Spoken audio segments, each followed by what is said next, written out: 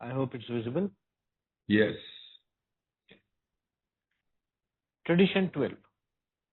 Anonymity is the spiritual foundation of all our traditions, ever reminding us to place principles before personalities.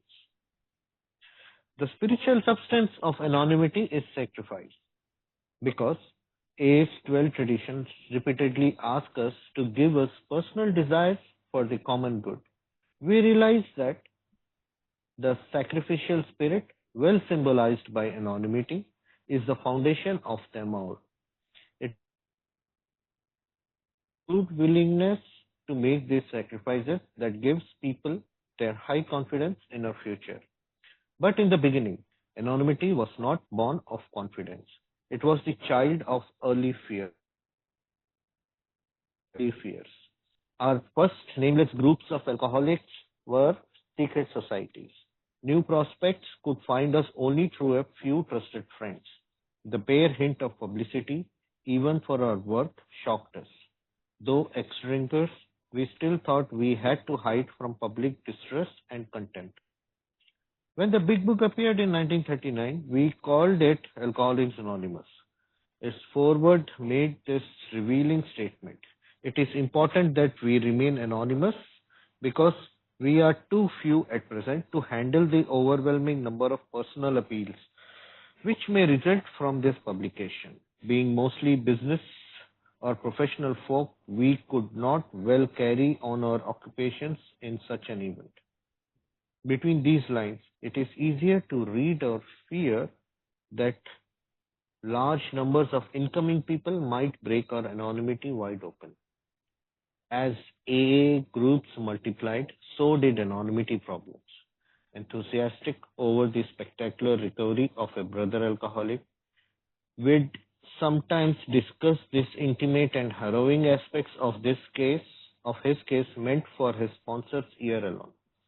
The aggrieved victim would then rightly declare that his trust had been broken. When such stories got into circulation outside of AA, the loss of confidence in our anonymity promise was severe. It frequently turned people from us. Clearly, every AA member's name and story too had to be confidential if we wished. This was our first lesson in the practical application of anonymity. Over to you, Lucky ji.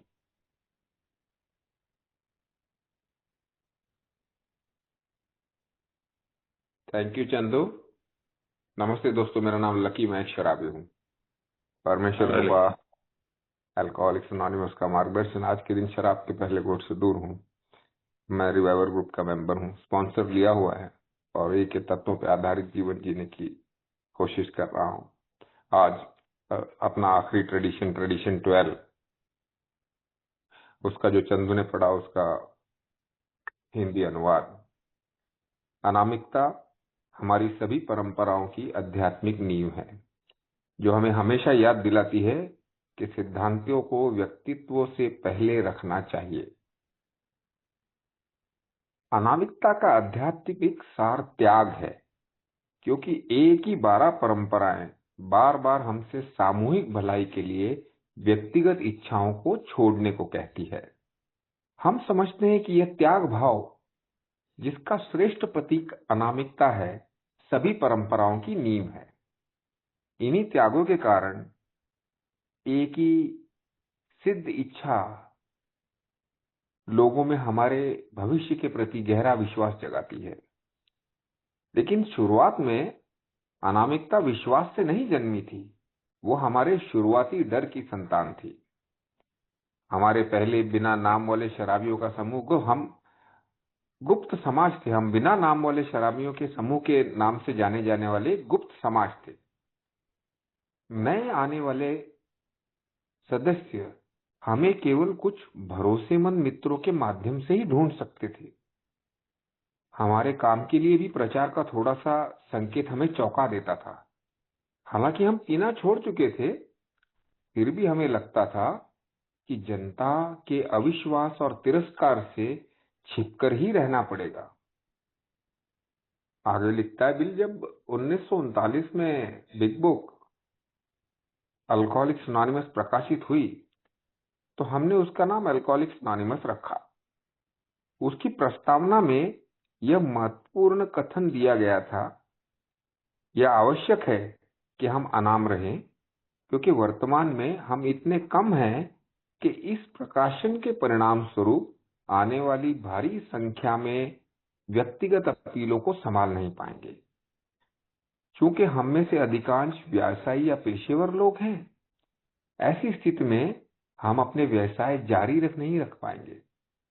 इन पंक्तियों के बीच से आसानी से पढ़ा जा सकता था कि हमें डर था कि बड़ी संख्या में आने वाले नए लोग हमारी अनामिकता को पूरी तरह तोड़ सकते हैं। जैसे जैसे ए के समूह बढ़ते गए, वैसे वैसे अनामिकता की समस्याएं भी बढ़ती गई। किसी शराबी भाई की अद्भुत रिकवरी से उत्साहित होकर हम कभी कभी उसके मामले के बहुत निजी और दर्दनाक पहलुओं पर चर्चा कर बैठते थे, ऐसे पहलू जो केवल उसके स्पॉन्सर के कानों के लिए थे। जब वो व्यक्ति यह कहकर सख्ती से विरोध करता कि उसका विश्वास तोड़ा गया है, और जब ऐसी बातें ए के बाहर फैल जाती, तो हमारे अनामिकता के वादे पर लोगों का भरोसा गंभीर रूप से कम हो जाता। अक्सर लोग इसी कारण हमसे दूर हो जाते थे। तो इस अनुभव से यह स्पष्ट हो गया कि हर एक सदस्य का नाम और उसकी कहानी भी पूरी तरह गोपनीय रखनी चाहिए, यदि वह ऐसा चाहता है तो। अनामिकता के व्यवहारिक प्रयोग का यह हमारा पहला पाठ था। Thank you. Over to you Pushkar.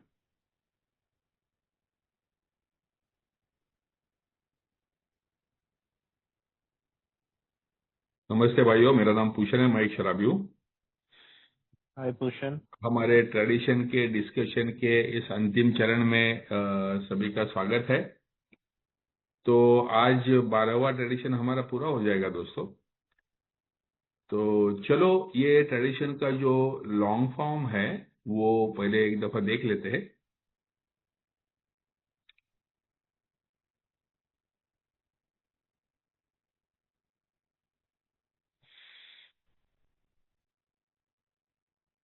Long form में कहता है, and finally we of alcoholics anonymous believe that the principle of anonymity has an immense spiritual significance।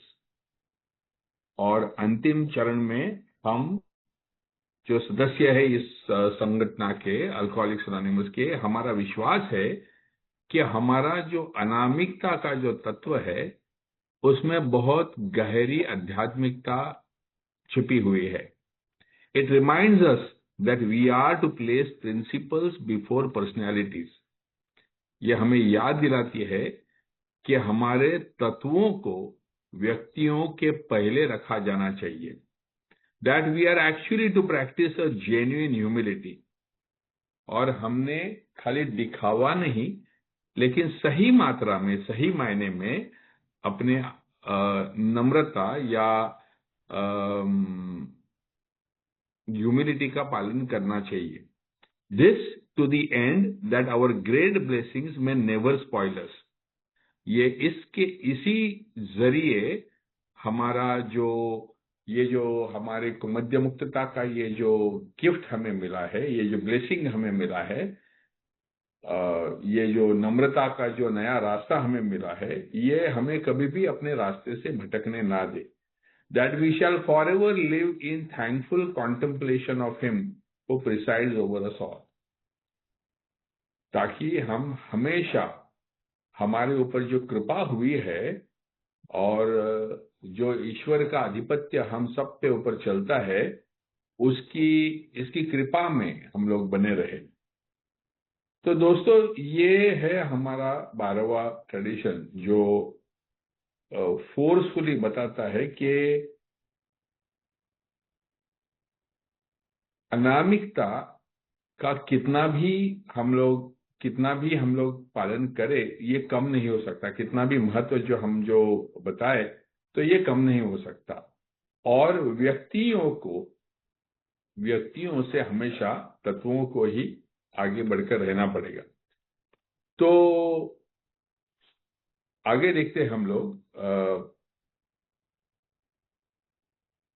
यहाँ पर जैसे बताया गया है कि शुरुआत के हमारे जो AA के समूह थे वो एक सीक्रेट सोसाइटी जैसे रहते थे।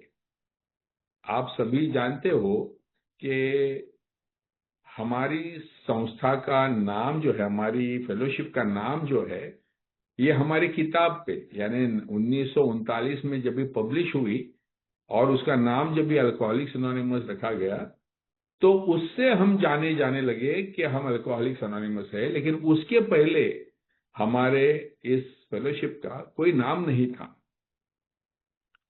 तो हमारा जब भी जिक्र होता था तो वो nameless faceless bunch of drunks इस हिसाब से होता था, यानी जो अपना नाम नहीं बताते हैं और अपना चेहरा नहीं बताते हैं, ऐसे शराबियों का एक संगठन, इसी प्रकार से हमारे को व्यतीत किया जाता था, हमारे को व्यक्त किया जाता था।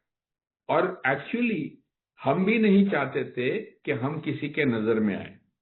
शायद उसका मेन कारण ये था कि हमें भी अभी तक अपनी मद्य मुक्तता पे पूरा यकीन नहीं था और हमें इस बात का तो बिल्कुल यकीन नहीं था कि समाज किस नजर से, किस निगाह से हमारी तरफ देखेगा।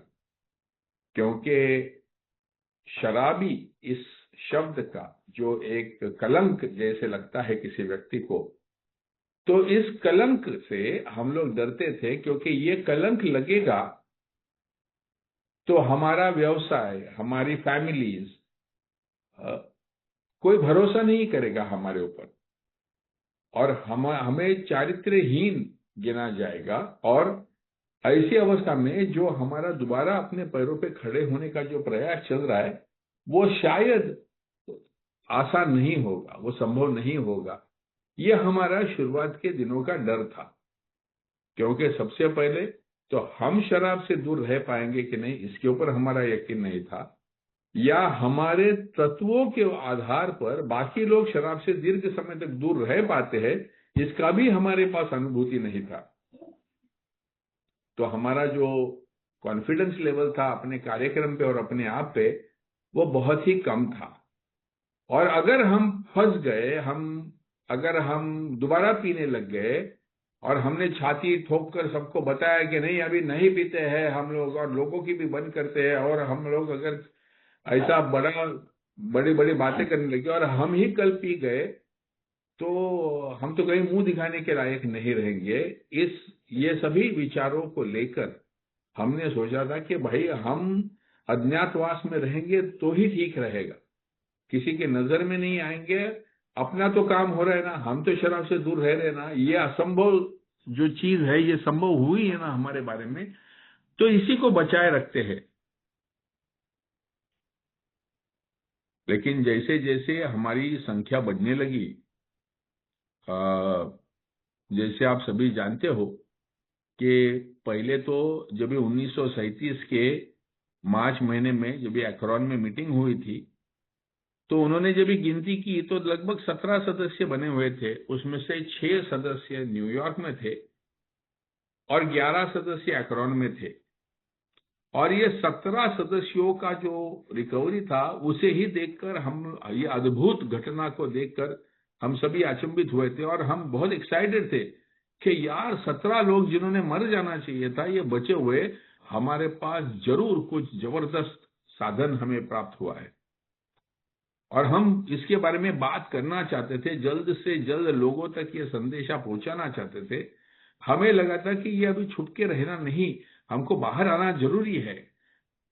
और जो समाज में जो हितचिंतक है इनके पास जाकर बड़े बड़े लोग हमारे ये जो हमें जादुई मंत्र मिला है, एक शराबी जब दूसरे शराबी से बात करता है तो दोनों शराब से दूर रहते, इस बात को दुनिया भर में फैलाना चाहिए। और लोगों की कानों तक जब ये बात पहुंचेगी तो बड़े बड़े फिलांथ्रोपिस्ट जो मतलब अच्छे कर्मों के लिए जो पैसा लगाते हैं, डोनेशन देते हैं, ये लोग हमारे को पैसा, बहुत मात्रा में पैसा आएगा, ये पैसे से हम लोग हॉस्पिटल्स बनाएंगे, ये पैसे से हम लोग बहुत सारा अच्छा काम कर पाएंगे, ये सभी वो टाइम पे ख्याल हुआ करते थे।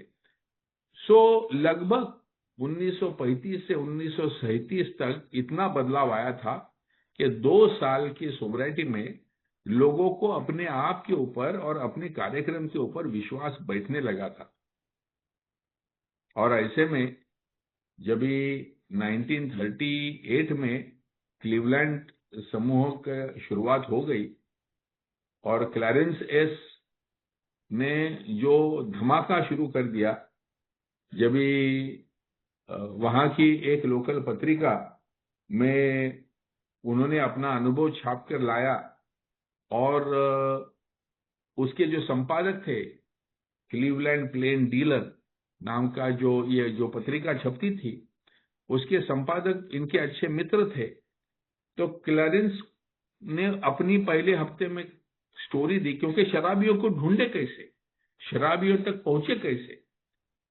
जैसे अभी लकी भाई ने पढ़ा कि शायद ही कोई हम तक पहुंच पाता था, तो हमारे पास में कार्यक्रम अच्छा है लेकिन लोगों तक पहुंचाने का कोई मार्ग हमारे पास नहीं था। तो ये लोगों तक पहुंचाने के हेतु क्लीवलैंड प्लेन डीलर में क्लैरेंस एस ने जब अपनी पहली दफा कहानी छपाई, तो उसके प्रतिसाद में कुछ लोगों का फोन आए, कुछ लोग मिलने आए और कुछ लोग पहला हफ्ता शराब से दूर रहे। और जब अगला शनिवार आया, जब ही दोबारा ये पत्रिका का वो एडिटर ने बोला, अभी किसका स्टोरी भेज रहे हो? तब तक कुछ सोचा भी नहीं था कि कुछ किसी का स्टोरी दे। तो ये जो रुके हुए थे, पिछले हफ्ते रुके हुए थे, उनमें से एक का कहानी, और फिर वहां से हर हफ्ते हर शनिवार को एक कहानी क्लीवलैंड प्लेन डीलर में छपने लगी। और 1938 और 39 के ये मिराक्युलस पीरियड में क्लीवलैंड में 30 ग्रुप या 35 ग्रुप और कुछ 300 लोगों की रिकवरी हो गई। अभी आप सोच सकते हैं कि 35 से लेके 37 तक बिल बॉब मेहनत कर करके न्यूयॉर्क में 6 सदस्य, वो भी डॉक्टरों की मदद से हॉस्पिटल से पकड़ के थोड़े बहुत रुके हुए थे। एकरॉन में 11 सदस्य रुके हुए थे।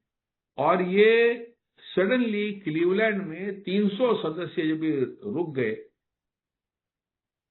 तो सबका कॉन्फिडेंस लेवल एकदम बढ़ चुका था। सबको ऐसे लग रहा था कि हम डेफिनेटली कुछ बड़ा काम कर रहे हैं।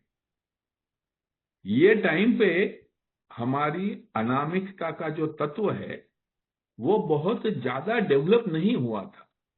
हाँ, हम छुप के रह रहे थे, लेकिन अनामिकता का कोई तत्व नहीं था हमारा। हमारी ट्रेडिशंस तो बहुत बाद में 46 में लिखी गई, 10 साल के बाद में लिखी गई। तो ये टाइम पे हमारा तत्व कुछ नहीं था। जो हम लोग अनामिक थे वो डर की वजह से अनामिक रहते थे। लेकिन जल्दी हमारे अनुभव ने हमें बताया, जैसी बड़ी मात्रा में लोग आने लगे, और पहले जब भी 10-12 ही रहते थे, तो हर एक जन एक दूसरे की स्टोरी जानता था, हर एक जन एक दूसरे को पहचानता था, क्योंकि मीटिंग्स होती थी वो घरों में ही होती थी। आज इसके घर में, उसके घर में। हमारी कहानी में लैंग्वेज ऑफ द हार्ट में बताया जाता है कि शराबी लोग ऊपर हॉल में वगैरह बैठकर, एक रूम में बैठकर शेयरिंग करते रहते थे, और उनकी पत्नियां उनको कॉफी और उनको खाना, सैंडविचेस वगैरह ये देने में लगे रहते थे। और दिन भर सुबह से लेकर शाम तक ये लोग साथ में रहा करते थे। ये इस प्रकार का था। तो कोई मीटिंग का 1.5 घंटे का समय या ठराविक दिन को मीटिंग, ऐसा नहीं था। रोजाना ही ये लोग मिलते थे और दिन भर साथ में रहते थे। धीरे धीरे ये बदलने लगा, और क्लीवलैंड ने कुछ इंटरेस्टिंग सब्जेक्ट्स हमारे को लाए। जैसे मीटिंग्स बढ़ने लगे, वैसे अनजान लोग आने लगे। पहले जो एक मेंबर को बड़ा जांच के अंदर लिया जाता था, अब ये जब वर्तमान पत्रों से आने लगे तो बड़ी मात्रा में सदस्य आने लगे, तो अनोखे लोग आने लगे। और सडनली अब मेरी कहानी दूसरे को पता चली, ये मुझे पसंद नहीं है, ये बात उभर कर आने लगी। तो ये अनोखे लोगों के सामने कोई मेरी कहानी कहे या मैं कितनी बुरी तरह से मैं टिसा गया हूं, ये मैं नहीं चाहता था कि लोगों के सामने आ जाए। और ये जो वैयक्तिक अनामिकता का जो जो जो जरूरत है वो वहां से सामने आने लगा, क्योंकि अनजाने नए नए सदस्य हर हफ्ते आने लगे और वहां से कुछ बहुत इंटरेस्टिंग गिफ्ट्स अपने आप को हमको अल्कोहलिक्स अनोनिमस को मिली, वो क्लीवलैंड ग्रुप्स की तरफ से। उसमें से पहला था कि जो पहला अंतर समूह बना, inter group, first inter group, वो क्लीवलैंड में बना, क्योंकि हर हफ्ते जब भी ये क्लीवलैंड प्लेन डीलर में आर्टिकल छप के आता, हर हफ्ते में बड़ी बड़ी मात्रा में फोन कॉल आने लगे और वो लैंडलाइन फोन कॉल हुआ करता था। तो एक हेल्पलाइन बनाई गई और उस हेल्पलाइन को आंसर करने के लिए किसी व्यक्ति की जिम्मेदारी दी गई और वो पहला ऐसा हमारा सर्विस सेंटर बना जहां से आने वाले लोगों से बातचीत करके उनको आज की मीटिंग कहाँ है, आज कहाँ हम लोग मिलने वाले, उसकी जानकारी दी जाने लगी। क्योंकि वहां पर रोजाना मीटिंग्स होने लगी, मीटिंग्स का समय कम होने लगा। ये पहले जो किसी के घर में मिलते थे 10-12 लोग, वो चेंज होने लगा और ग्रुप्स अलग अलग जगह पे मिलना, अलग अलग ग्रुप्स का मिलना। पहले सब लोग मिलके ही एक जगह मिलते थे, अब अलग अलग जगह पे अलग अलग लोगों की मीटिंग्स होती है, इस बात की शुरुआत हो गई। और स्पॉन्सरशिप यानी ये हुआ यूं कि हर हफ्ते ये जो नए सदस्य जो आते थे, अभी अकेला क्लैरेंस कितने लोगों से बात करेगा और कितने लोगों को समझाएगा, स्टेप्स तो थी नहीं। तो फिर उन्होंने क्या किया कि जो पहले हफ्ते में जो शराब से रुक गए, वो लोग जो दूसरे हफ्ते में आए उनको मार्गदर्शन करते थे, और जो दूसरे हफ्ते में सोबर हुए हैं वो तीसरे हफ्ते में आए उनको मार्गदर्शन करते थे। ऐसी उन्होंने एक चेन ऑफ स्पॉन्सरशिप बनाई। और जो पासिंग इट ऑन वाला जो संकल्पना है कि अगर मुझे शराब से दूर रहना है तो मुझे दूसरे को दूर रहने में मदद करनी होगी, इसकी बड़ी मात्रा में प्रचिति जो है वो यहां से आई। तो स्पॉन्सरशिप और दूसरे को मदद करने से ही मैं अपनी शराब को रोके रख सकता हूं, ये संकल्पना जो है वो इन्हीं में से आई। और अनामिकता की जो जरूरत कि हर एक सदस्य की अपनी कहानी वो चाहे उतनी प्राइवेट रख सकता है, यानी मैं चाहूं तो सबके सामने बोलूं या मैं चाहूं तो सिर्फ अपने मार्गदर्शक के साथ बात करूं।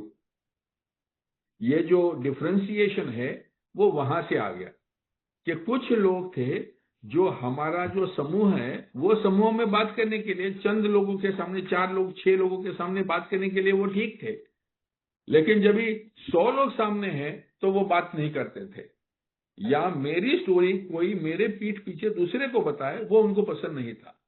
वहां से पर्सनल एनोनिमिटी का जो प्रिंसिपल है वो हमें वहां से मिलने लगा। और फिर ये सवाल आया कि कितना अनामिक रहना चाहिए। मैं हर व्यक्ति ने अपने आप को कितना अनामिक रखना है, ये उसका व्यक्तिगत चॉइस होना चाहिए। जैसे हमारे फाउंडर्स थे, बिल था, बॉब था, क्लैरेंस था, सब लोग इनको जानते थे कि इनकी वजह से अल्कोहलिक्स एनोनिमस के ये चेहरे हुआ करते थे। तो इनकी अनामिकता वो फेलोशिप में बिल्कुल नहीं रखे थे। लेकिन जो आने वाले नए नए सदस्य हैं उनमें से कुछ वकील थे, कुछ गवर्नमेंट सर्वेंट्स थे, कुछ प्रतिष्ठित लोग थे समाज के, और वो नहीं चाहते थे कि अननोन लोगों के सामने उनके प्रोफेशन का, उनके घर का, उनके स्टोरी का जिक्र हो। तो वैयक्तिक तौर पर कितनी अनामिकता किसने रखनी है उसकी भी शुरुआत हमें वहीं से सुनने को मिलती है। तो चलो आगे सुनते हैं। Over to you Chandu. Thank you, Bhushan. With characteristic intemperance, however, Some of our newcomers cared not at all for secrecy. They wanted to shout AA from the housetops and did. Alcoholics barely dry rushed about bright-eyed, buttonhole anyone who would listen to their stories. Others hurried to place themselves before microphones and cameras. Sometimes they got distressingly drunk and let their groups down with a bet. They had changed from A members into A show-offs. This phenomena of contracts really set us thinking. Squarely before us was the question, how anonymous should an A member be? Our growth made it plain that we couldn't be a secret society, but it was equally plain that we couldn't be vaudeville circuit either. The charting of a safe path between these extremes took a long time. As a rule, the average newcomer wanted his family to know immediately what he was trying to do. He also wanted to tell others who tried to help him, his doctor, his minister, and close friends. As he gained confidence, he felt it right to explain his new way of life to his employer and business associates. When opportunities to be helpful came along, he found he could talk easily about AA to almost anyone. These quiet disclosures helped him to lose his fear of alcoholic stigma and spread the news of AA's existence in his community.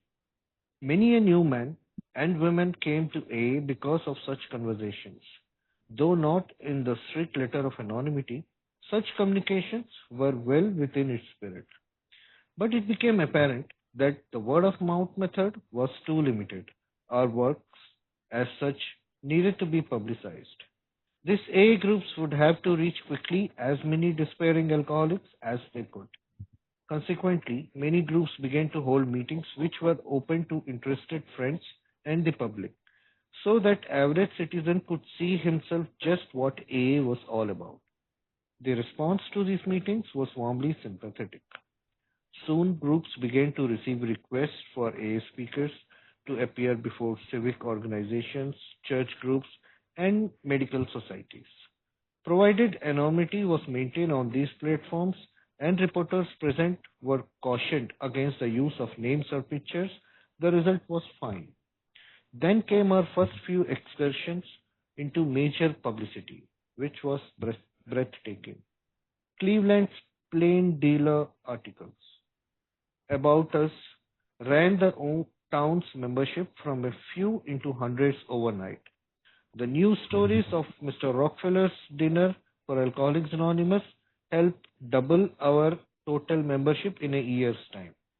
Jack Alexander's famous Saturday Evening Post piece made a national institution. Such tributes as these brought opportunities for still more recognition. Other newspapers and magazines wanted AA stories. Film companies wanted a photograph with us, radio, and finally television. Beside us, the requests for appearances. What should we do? Over to you, Lucky ji. Okay, ज्यादा पढ़ लिया लगता है, but anyways हम शुरुआत करते हैं जहां से चंदू ने अभी पढ़ना शुरू किया। उसके पहले का वाक्य यही था कि यह स्पष्ट हो गया था कि हर सदस्य का नाम और उसकी कहानी भी पूरी तरह गोपनीय रहनी चाहिए यदि वह ऐसा चाहता है तो। अब अगला पैरा इसके बताता है, लेकिन अपने स्वभाव के अनुरूप अतिशयोक्त करते हुए हमारे कुछ नए सदस्यों को गोपनीयता की जरा भी परवाह नहीं थी, अनामिकता की जरा भी परवाह नहीं थी। वे चाहते थे कि ए को छतों से चिल्लाकर बताया जाए, मतलब छत पे चढ़ के चिल्ला के बताया जाए, और वे ऐसा ही करते थे। मुश्किल से सोबर हुए शराबी चमकती आंखों के साथ इधर उधर दौड़ते थे, किसी भी सुनने वाले को रोककर अपनी कहानी सुनाने लगते थे। कुछ लोग तो माइक्रोफोन और कैमरों के साथ सामने आने को उतावले रहते थे। कभी कभी वो बुरी तरह नशे में जाग रहते। और पूरे समूह की प्रतिष्ठा को धक्का पहुंचाते थे। वे ए सदस्य बदलकर ए के शो ऑफ बन गए थे। यानी कि इसमें बिल अभी ये समझाना हमको बताना चाहता है कि शुरुआती के लोगों में जो डर था, उसके बाद में जो कुछ नए सदस्य आ गए अति उत्साही, और वो उनका सोचना ऐसा था कि छुप के करने वाली क्या बात है, तो दुनिया को बताना चाहिए हमने। इसमें बीच में एक खुल के बताना चाहिए हमने। तो और ऐसे खुल के बताने वाले सदस्य जब पब्लिक के सामने आते, तभी ये समझ लीजिएगा कि हमारी ट्रेडिशंस बनी नहीं थी, तभी की बातें हैं सारी। तो अगर जब वो पी लेते तो वापस धक्का लगता ग्रुप की प्रतिष्ठा को। इसके लिए बिल कहता कि वे ए के सदस्य से बदलकर ए के शो ऑफ बन गए थे, दिखावने वाले। अगले पैरा में लिखता है, इस विरोधाभासी परिस्थिति ने हमें गहराई से सोचने पर मजबूर किया। यानी कि कुछ शुरुआत के लोग बिल्कुल सीक्रेट रहना चाहते थे, अनाम रहना चाहते थे, गुप्त और गोपनीय रहना चाहते थे, और बाद में आए हुए नए लोग वो बताना चाहते थे कि भाई इसको तो अनाउंस करो, इसको तो, ये तो बहुत सक्सेसफुल है, जैसा है मैं करता हूं वो करता है। तब ये दो गुटों के बीच में विरोधाभासी परिस्थिति निर्माण हो गई। तो हमारे सामने सीधा प्रश्न था, एक ए का सदस्य कितना अनाम होना चाहिए, कितना अनामिक होना चाहिए? हमारी बढ़ती संख्या से ये स्पष्ट था कि हम कोई गुप्त समाज नहीं बन सकते या नहीं बने रह सकते। लेकिन यह भी उतना ही स्पष्ट था कि हम कोई तमाशा या शो भी नहीं बन सकते थे। तो इधर बीच में एक वॉडेविल सर्किट का नाम बिल ने डाला है। वो उस वक्त वो वॉडेविल सर्किट यानी कि सर्कस के जैसा होता था कि उसमें म्यूजिशियंस सब लोग होते थे और वो जाके शो करते थे, लोगों को खुश करते थे। तो बिल उसी का उदाहरण देके कहता है कि हम कोई तमाशा या शो भी नहीं बन सकते। इन दोनों चरम सीमाओं के बीच एक सुरक्षित रास्ता तय करना लंबा समय ले गया। बिल अपनी कश्मकश बता रहा है, और उस कश्मकश में वो कहता है कि लंबा समय चला गया।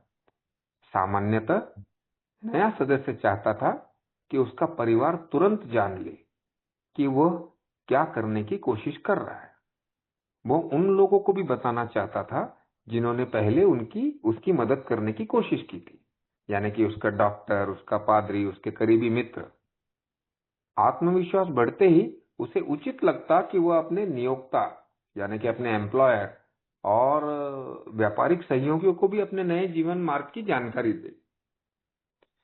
जब मददगार होने के अवसर आते तो उसे लगभग किसी से भी ए के बारे में आसानी से बात करना संभव लगता था। ये शांत सरल खुलासे उसे शराबी होने के कलंक के डर से मुक्त करते और उसके समुदाय में ए के अस्तित्व की खबर फैलाते। ऐसी बातचीत के कारण कई नए पुरुष और महिलाएं ए तक पहुंचे थे। भले ही अनामिकता को कठोर नियमों में नहीं आता, पर यह उसकी भावना का बिल्कुल अनुरूप था। अब बिल हमें इस पैरा में ये बता रहा है कि हम कोई गुप्त समाज बने नहीं रह सकते थे क्योंकि हमारे नंबर्स बढ़ रहे थे। लेकिन उसके साथ साथ हम कोई तमाशा या शो भी नहीं बनना चाहते थे कि जिसमें शराबियां अपनी कहानी बोलते हैं, बस जी बाद में कुछ नहीं होता, पी के गिर जाते हैं, लाफिंग स्टॉक बन जाते हैं। लेकिन कुछ सालों के बाद जो नए सदस्य आने लगे, वो कहता कि वो चाहते थे कि उसका परिवार तुरंत जान ले। पुराने सभासद अपने परिवार को भी नहीं बताते थे, सीक्रेट सोसाइटी थी ना हमारे, एकदम गुप्त। तो ऐसे में एक बात तो तय हो गई कि ऐसे लोग जब भी अपने परिवार के साथ, अपने डॉक्टर या पादरी के साथ बात करते थे कि वो कहाँ जा रहे हैं और क्या कर रहे हैं और अपने नए जीवन मार्ग की जानकारी देते थे, तो उससे नए पुरुष और महिलाएं ए तक पहुंचने लगे। इसके आगे ये है, लेकिन ये स्पष्ट हो गया था कि सिर्फ मुंह जबानी तरीका पर्याप्त नहीं था। यानी कि ए का मैसेज एक रिकवरिंग अल्कोहलिक अपने परिवार को देता है या किसी और को देता है, इतने से ही काम नहीं चलना था। हमारे काम को एक आंदोलन के रूप में प्रचारित होने की आवश्यकता थी। अब यहाँ पे हम बिल का वो जोश देख सकते हैं। ए समूह को जितने अधिक निराश शराबियों तक जितनी जल्दी संभव हो सके पहुंचाना था।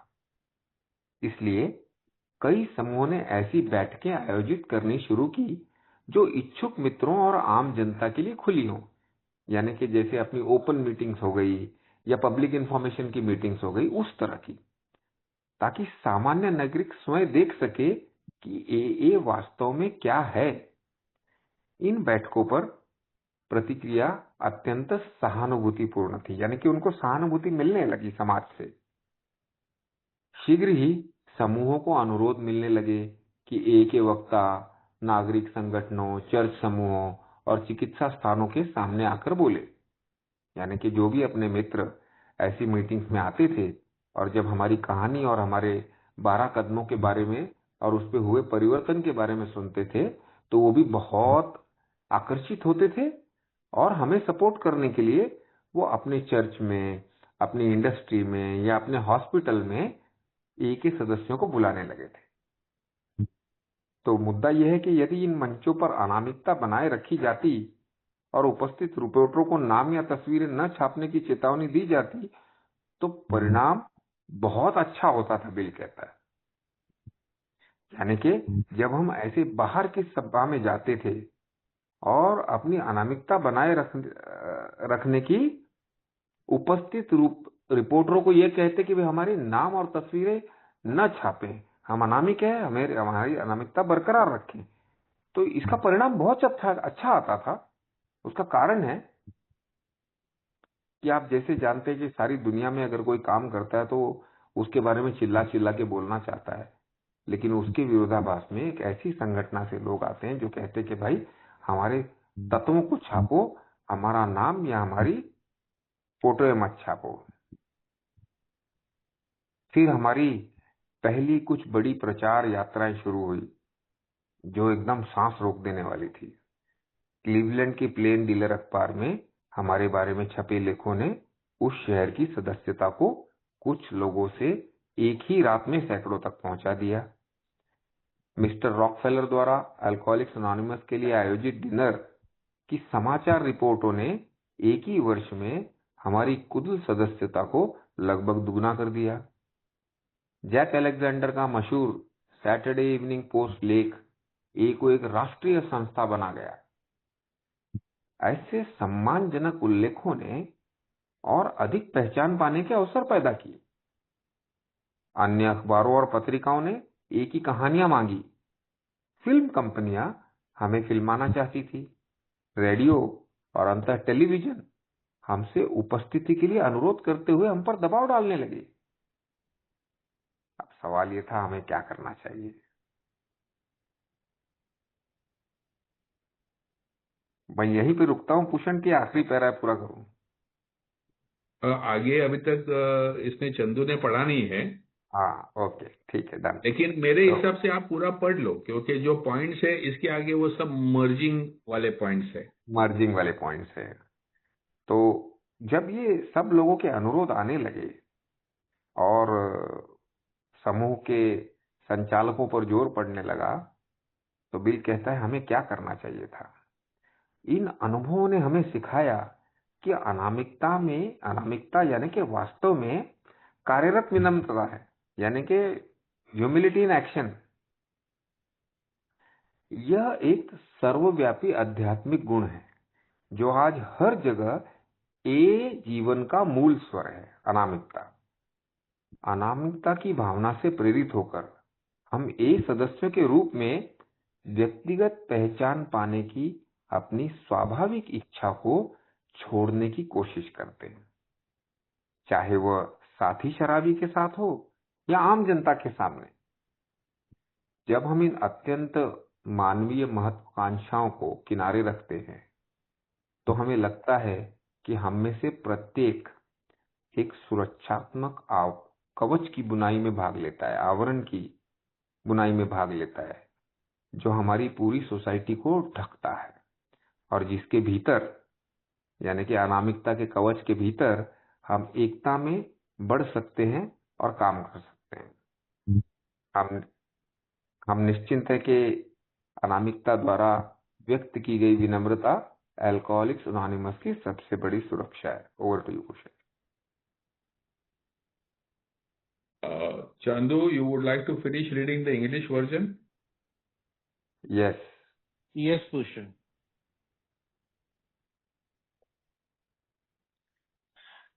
As this tide offering top public approval swept in, we realized that it could do us incalculable good or great harm. Everything would depend upon how it was channeled.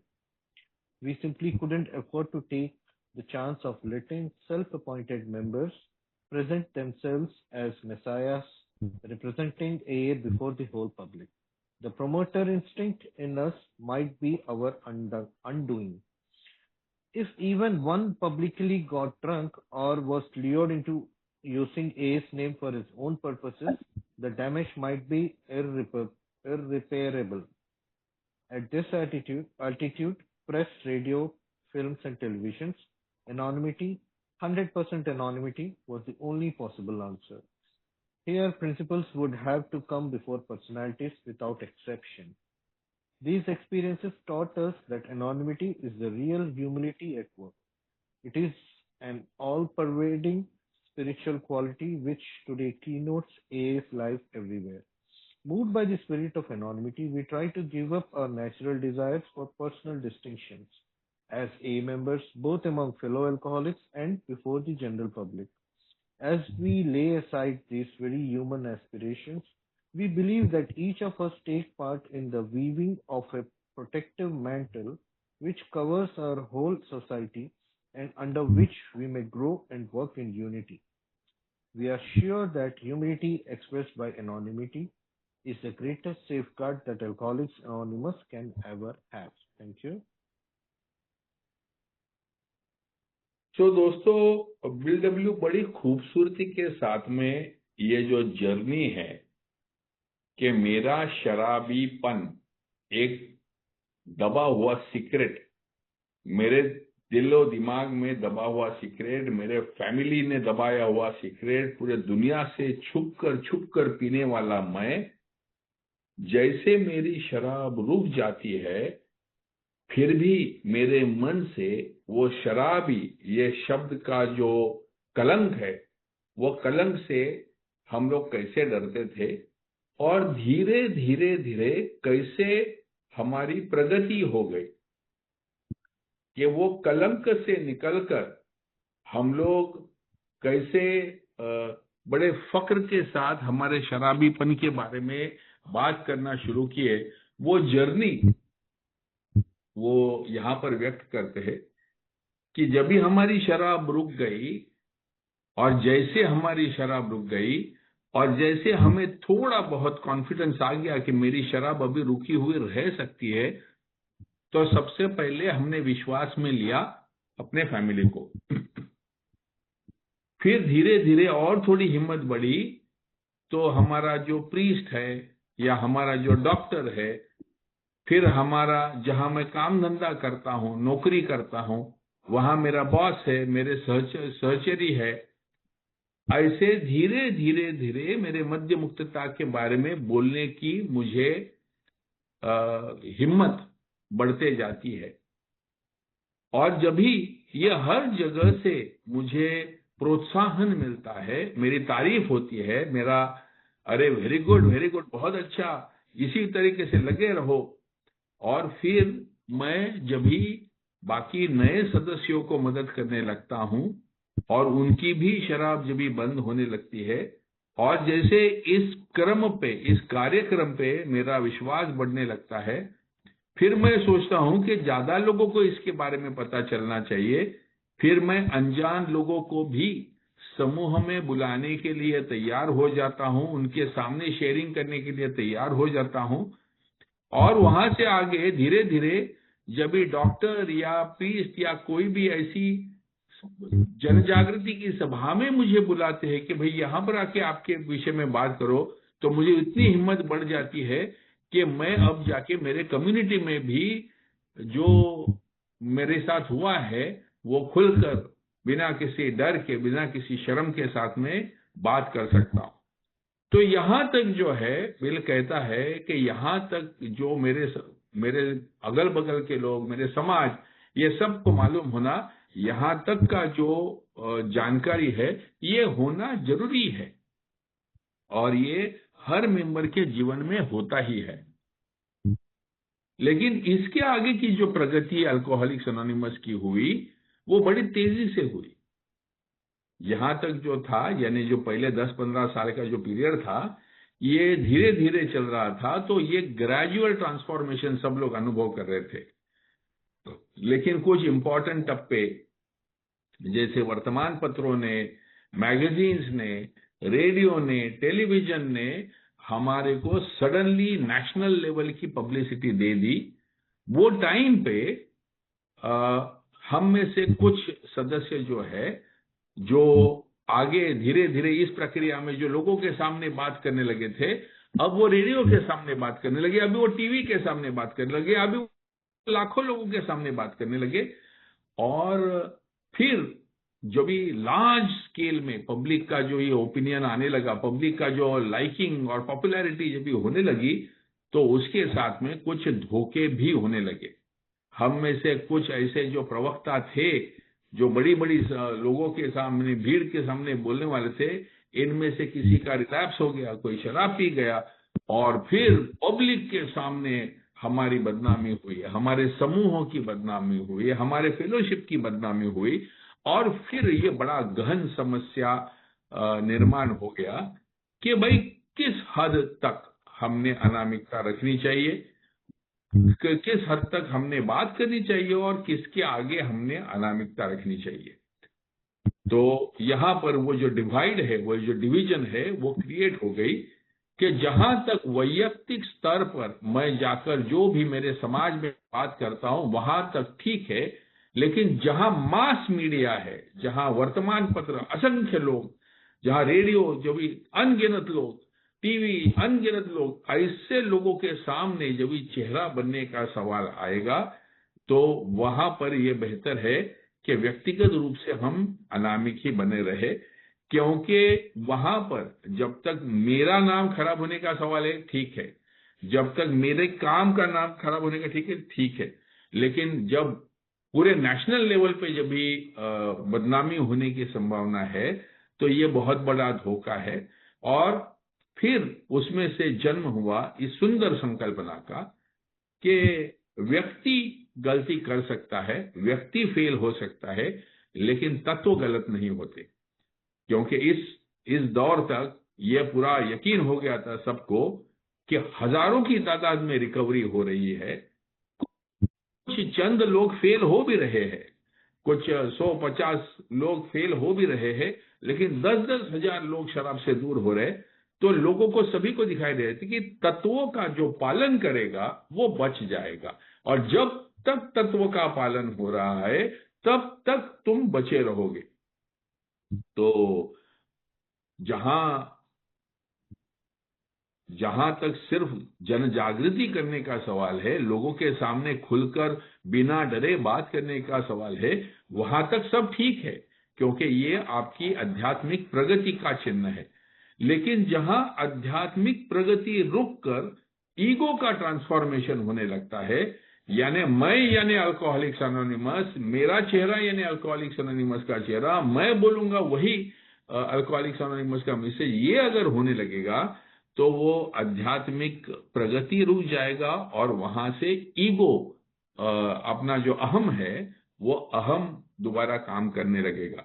और यहां पर विल डब्ल्यू को एक बड़ा खूबसूरत ये दिखाई दिया कि मेरे अंदर के डरों में से बाहर निकलकर खुलकर अपने आप की शराबियत को मान्य करना और उसके बारे में खुलेआम बात कर सकना, ये एक दिव्य दृष्टि का अनुभव है। लेकिन ये दिव्य दृष्टि को अगर मैं जाके पब्लिक के सामने अगर लेके जाऊं, तो ये दिव्य दृष्टि खत्म होकर वहां से अहंकार की शुरुआत होती है। तो जहां पर अहम भाव निर्माण होगा, जहां पर पर्सनल डिस्टिंक्शन का बात करते हैं, यानी किसी खास व्यक्ति के प्रमोशन का, या खास व्यक्ति को मल्टीपल अपॉर्चुनिटीज का, या खास व्यक्ति को ही बुलाया जाए इसका चेहरा बनकर, ऐसा जब भी सवाल आता है तो यहाँ पर वो आध्यात्मिकता नहीं बल्कि अहम भाव को ये है। तो वो जो फाइन लाइन है, वो फाइन लाइन है वो मास मीडिया की उन्होंने डिफाइन की कि जब तक मैं खुलकर हमें समाज में तक बात कर रहा हूं वहां तक ठीक है, लेकिन जहां पर पब्लिकली मुझे किसी मीडिया के सामने आना है तो वो ठीक नहीं है। तो ये ठीक क्यों नहीं है? क्योंकि विथ सेल्फ रियलाइजेशन, जब मैं अपने आप को खुद को पूरी तरह से जान जाता हूं तो मुझे अंदर ही अंदर समझ में आना चाहिए कि कहां मेरी मैसेज देने की इच्छा से मेरा बड़प्पन में ट्रांसफॉर्मेशन हो रहा है। तो ह्यूमिलिटी ये मेरा सेफगार्ड है। तो अहम भाव से बचने के लिए मुझे नम्रता रखनी पड़ेगी, और मेरी नम्रता सबसे बेहतर है कि मैं बोल सकता हूं, मैं चेहरा बन सकता हूं, फिर भी मैं चूज करता हूं कि मेरा चेहरा ना बने। मैं आसानी से अपना इंप्रेशन जमा सकता हूं, लेकिन मैं चूज करता हूं कि इंप्रेशन मेरा नहीं बल्कि मेरे कार्यक्रम का बने, मेरे फेलोशिप का बने।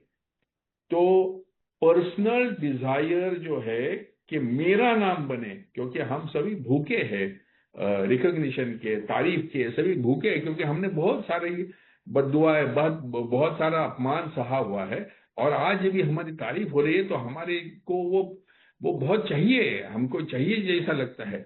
लेकिन ये वो पॉइंट है जहां हमने जानना चाहिए कि भाई संदेश वहन करना और पर्सनल प्रमोशन करना, इसमें जो अंतर है वो अनामिकता डिफाइन करती है।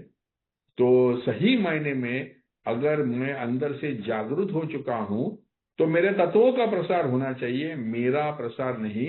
ये उसका महत्व मैं जान सकना चाहिए। और इसीलिए अगला जो टप्पा आता है कि प्रिंसिपल्स बिफोर पर्सनालिटीज। तो एक कार्यक्रम, एक हमारे जैसा एक फेलोशिप जहां लोगों का ही बना हुआ है, और जो भी मदद मिलती है वो लोगों से ही मिलती है। मुझे संदेश देने के लिए आया था वो कोई आदमी ही था, मेरे लिए अनगिनत घंटे किसी ने बिगाड़े वो भी कोई आदमी ही था। इन लोगों को मैं कैसे महत्व नहीं दूं? तो इनका महत्व मेरे जिंदगी में से कभी कम नहीं हो सकता। अगर हम BW का ही देखें तो एबीटी ने उनको संदेश दिया था, लेकिन जब भी एबीटी गुजर गए वो टाइम पे वो सिर्फ 6 साल सोबर थे। इसका मतलब एबीटी की सोबराइटी ज्यादा नहीं थी, इसके बावजूद BW ने अपना स्पॉन्सर एबीटी को ही माना। यानी जिस व्यक्ति की वजह से मुझे संदेश मिला वो मेरे लिए तो किसी संत महात्मा से कम नहीं है, तो उसका महत्व मेरे जिंदगी में कभी कम नहीं हो सकता। या जो व्यक्ति ने मेरे साथ में स्टेप वर्क किया, मेरे साथ में घंटे बिताए, मुझे कार्यक्रम समझा, मुझे एक रीति रिवाज समझाए, एक मेंबरों के साथ पहचान कर रखे थी, इस व्यक्ति के एहसानों तले मैं हमेशा जिंदगी भर दबा हुआ रहूंगा, और इनका महत्व मेरे जिंदगी में कभी भी कम नहीं हो सकता है।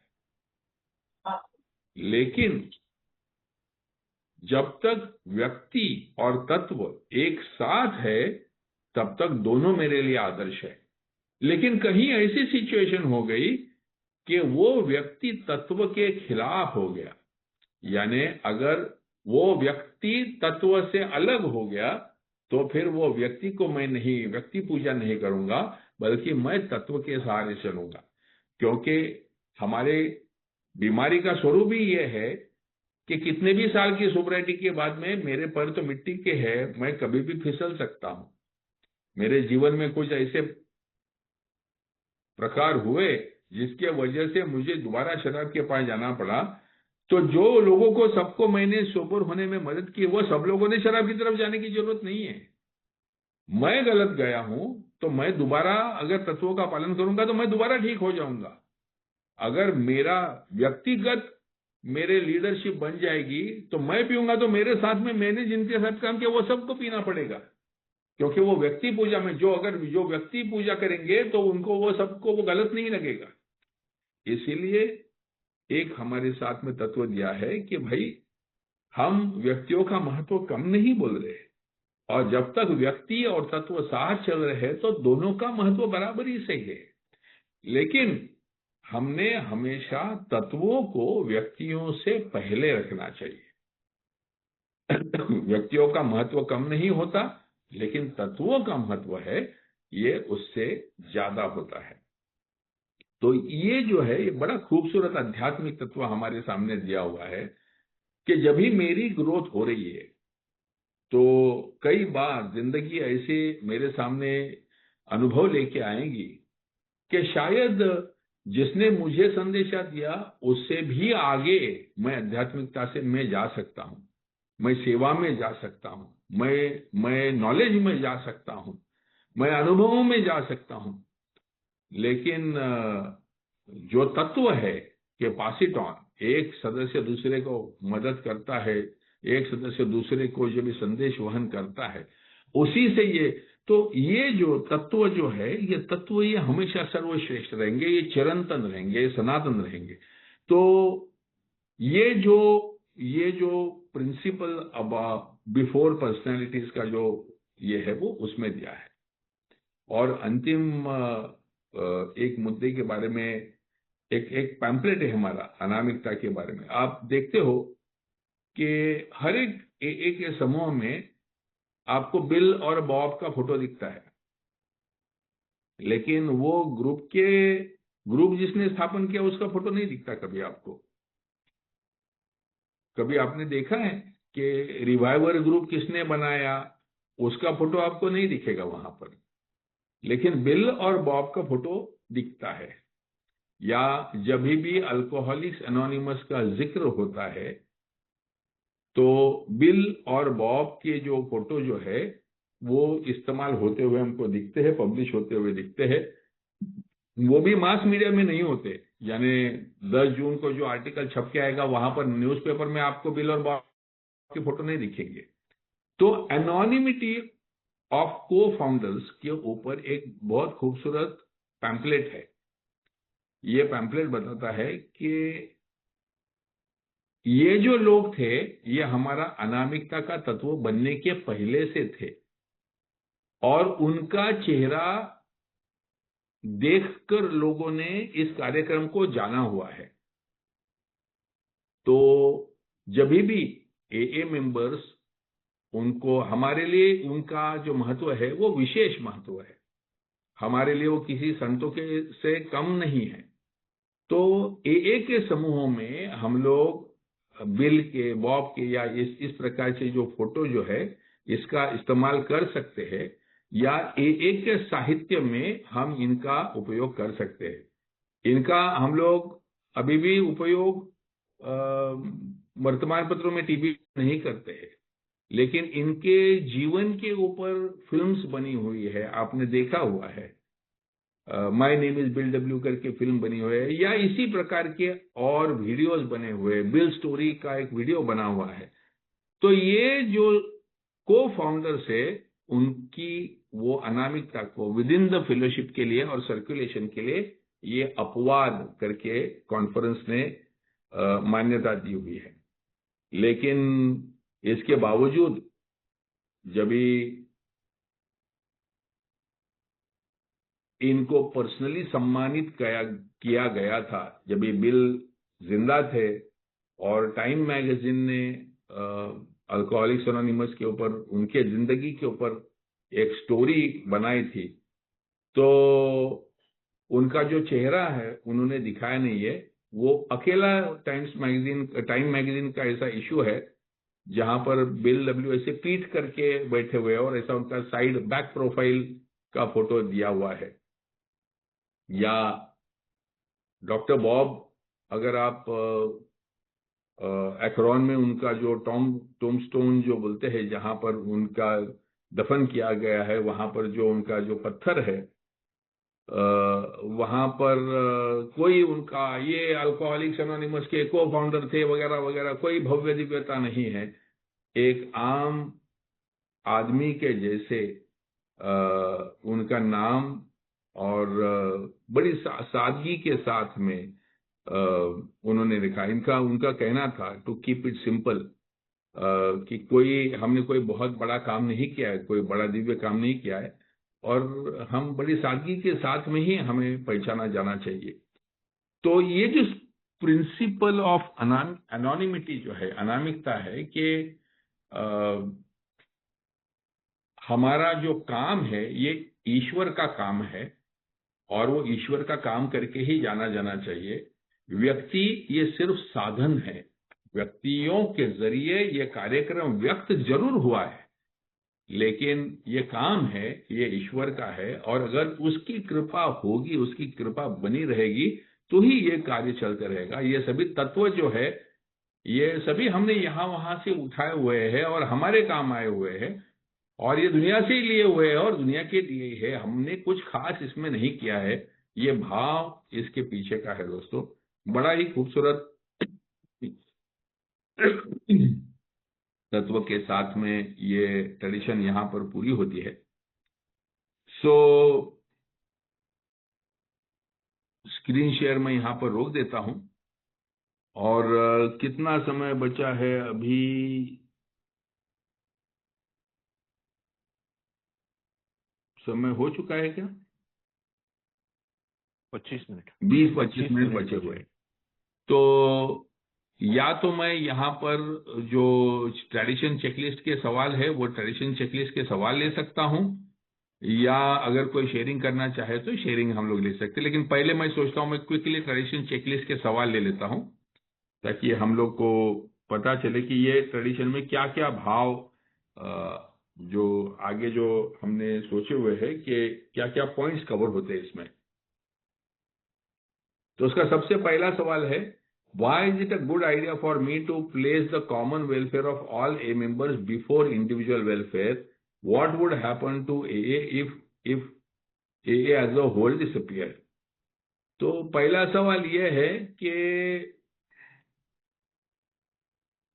सभी सदस्यों का वेलफेयर ये इंडिविजुअल वेलफेयर से ज्यादा महत्वपूर्ण क्यों है? यानी मैं मेरी ही हाँकने लगूंगा तो हर एक मेंबर जो है वो वैसे ही ईगो सेंट्रिक है, ईगो से भरा हुआ है, तो मेरा रख के नहीं, बाकी समूह जो है मेरा समूह टिकेगा तो मैं टिकूंगा। और मेरे जैसे शराबी का अगर एक कल नहीं रहेगी तो मेरे जैसे शराबी का क्या होगा? ये एक विचार करने के लिए, एक मेडिटेशन के लिए पॉइंट यहां पर दिया हुआ है। दूसरा पॉइंट क्या है, when I do not trust और agree with as current servants, who do I wish has the authority to straighten them out? तो हमारे ए में किसी को ऐसे अधिकार, किसी व्यक्ति को अधिकार नहीं है, या कोई ऐसा अधिकार पद नहीं है,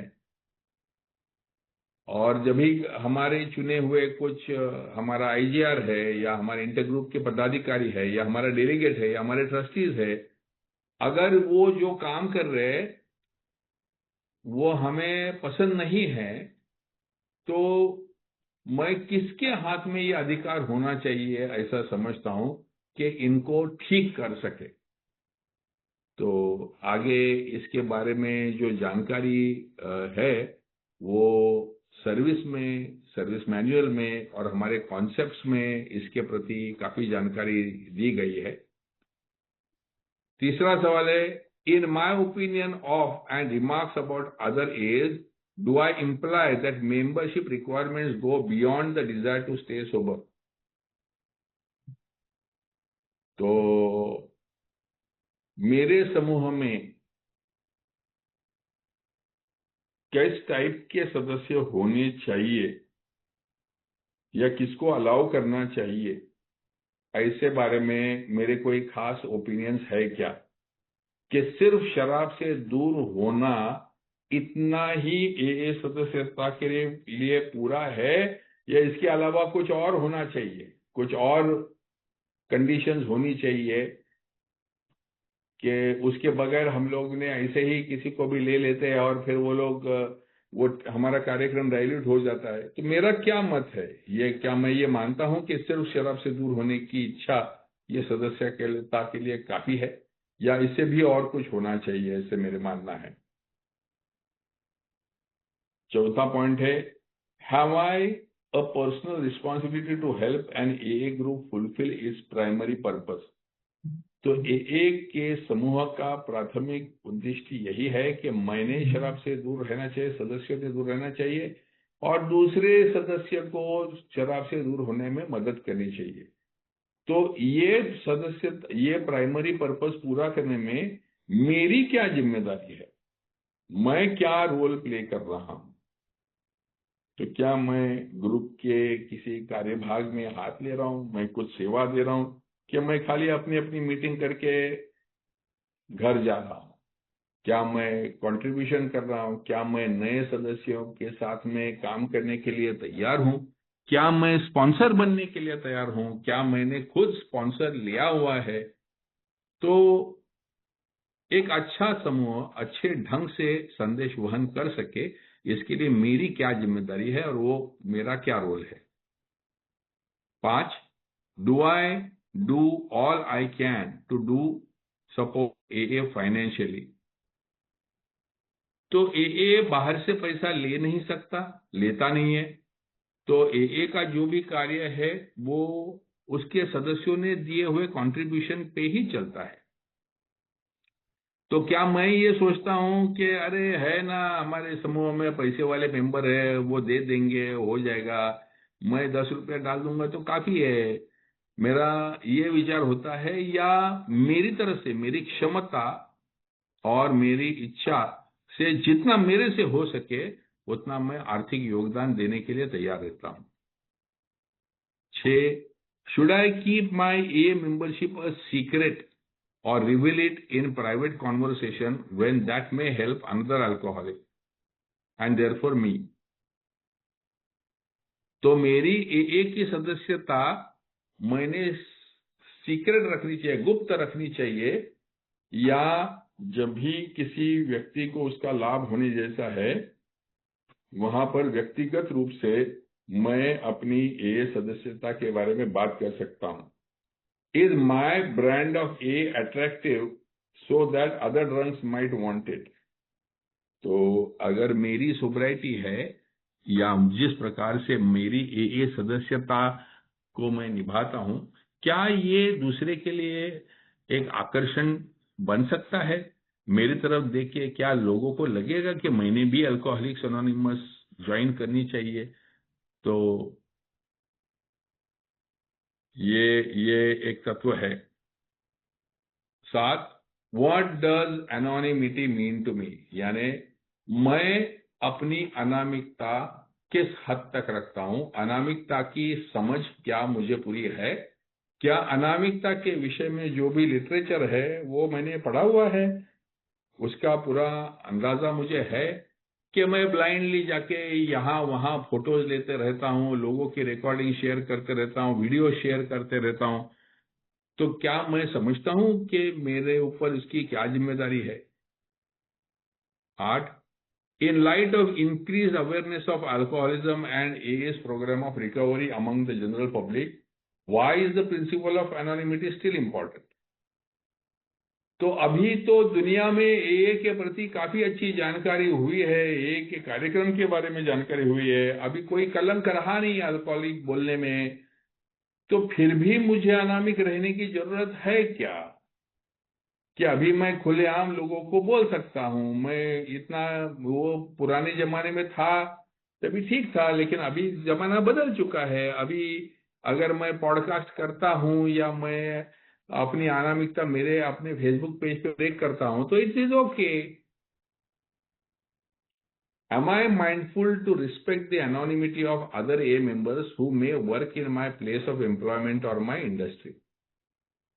तो अगर मेरे कंपनी में कोई काम करने वाला दूसरा कोई सदस्य अगर AA मेंबर है, तो मेरे काम की जगह में उसकी AA की सदस्यता के बारे में मैं बात नहीं करता हूं, इसके लिए प्रति मैं जागरूक हूं क्या?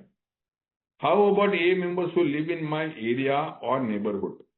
अगर मेरे अगल बगल में कोई AA मेंबर्स रहते हैं तो उनकी अनामिकता के बारे में मैं दक्षता रखता हूं। या कोई मेरा बाजू वाला मिल गया, भले मैंने अपनी अनामिकता नहीं रखी होगी और मेरा नेबर बोला अरे तू इसको कैसे अरे वो बेवड़ा है, वो हमारा मेंबर है, ऐसी बातें मैं करता हूं, या मैं जागरूक रहता हूं कि मैं लोगों की, दूसरों की अनामिकता जो है वो पूरी तरह से मैं रखता हूं क्या? What does the principle before personalities mean to me? तो अभी हमने बड़े डिटेल में इसका विश्लेषण किया। इसके बावजूद मेरी समझ क्या है कि प्रिंसिपल्स बिफोर पर्सनालिटीज, ये तत्व को मैं अपने अनुभव से कैसे समझता हूं। तो ये कुछ सवाल रहे हैं दोस्तों अनामिकता के ऊपर। और एक अंतिम ग्रेप पॉइंट में से एक जो पीस है वो मैं यहाँ पर आपके साथ में शेयर करना चाहता हूँ। In its mood off humble anonymity, tradition 12 plainly enough comprehends the preceding 11. तो नम्रता और अनामिकता के इस भाव में 12वां जो ये हमारा ट्रेडिशन है वो बड़ी सिंपल तरीके से पिछले 11 जो ट्रेडिशंस है उनको समझने में हमें मदद करता है। The 12 points of tradition are little else than a specific application of the spirit of the 12 steps of recovery to our group life and to our relations with society in general. तो ये जो 12 tradition है हमारी, ये जैसे 12 कदम अपने है, 12 steps हमारे वैयक्तिक रिकवरी के लिए है, वैसे ये जो 12 ट्रेडिशन है ये हमारे सामूहिक जीवन के लिए है। The recovery steps would make each individual a whole and one with God. जो हमारी 12 स्टेप्स है ये हमें कंप्लीट करती है एज एन इंडिविजुअल और भगवान की करीब लाते हैं। And the 12 points of tradition would make us one with each other and whole with the world about us. और ये जो 12 ट्रेडिशंस है ये हमें एक दूसरे के साथ यानी यूनिटी के लिए बहुत महत्वपूर्ण रहेंगे। ये हम एक दूसरे को कंप्लीट करेंगे और हमारे अगल बगल की जो दुनिया है उसके साथ में हमारे संबंध दृढ़ करेगी। Unity is our aim. तो ये सभी जो 12 के 12 जो ट्रेडिशंस है उनके पीछे का हमारा ध्येय है हमारी एकता को बनाए रखना। तो ये हमारा जो अंतिम जो चरण जो है ये हम यहाँ पर खत्म करते हैं दोस्तों। इसके आगे कुछ है क्या मेरे पास? यस, बिल डब्ल्यू वो जो 12 points to secure our future जो आर्टिकल जो लिखना उसने शुरू किया था उसको अंत करता है वो इस वाक्य के साथ, our 8 traditions are we trust securely anchored in those wise precepts, charity, gratitude and humility. तो वो कहता है कि हमारे ये जो 12 ट्रेडिशंस है हमारा विश्वास है कि इनके मूल में 3 सयानेपन के भाव है, चैरिटी, ग्रेटिट्यूड एंड ह्यूमिलिटी, यानी दानशूरता, ग्रेटिट्यूड को क्या बोलेंगे हम लोग, आभार और नम्रता। Nor have we forgotten prudence, और साथ ही साथ हम लोग विजडम यानी प्रूडेंस या सयानापन हम भूलते नहीं है। May these virtues ever stand clear before us in our meditations. May Alcoholics Anonymous serve God in happy unison for so long as he may need us. तो ये 4 तत्व हमारे मेडिटेशन में हमेशा रहने चाहिए, charity, gratitude, humility and prudence. सद्भाव, आभार, नम्रता और सयानापन, ये 4 तत्वों के ऊपर ये 4 तत्वों का हमने हमेशा मेडिटेशन करना चाहिए। और अल्कोहलिक्स एनोनिमस ये ईश्वर की सेवा में एकता में बने रहे तब तक जब तक वो चाहे कि हम बने रहे। इस भाव के साथ में वो इस आर्टिकल को खत्म करता है और ये ट्रेडिशन का जो ये एसेस को हम लोग डिस्कस कर रहे हैं, हम लोग भी इन्हें यहाँ पर रोक देते हैं, खत्म करते हैं। तो यहीं पर रोकते हैं दोस्तों। Thank you very much. It was fun discussing 12 traditions. अगर किसी के सवाल है तो हम लोग जरूर इस समय ले सकते हैं, या किसी को कुछ अनुभव कथन करना है तो जरूर यहाँ पर ले सकते हैं। Over to you Chandu. Thank you Bhushan. दोस्तों, आप कोई शेयरिंग करना चाहते हैं या कोई सवाल पूछना चाहते हैं तो आप हाथ ऊपर कर सकते हैं या अनम्यूट करके पूछ भी सकते हैं।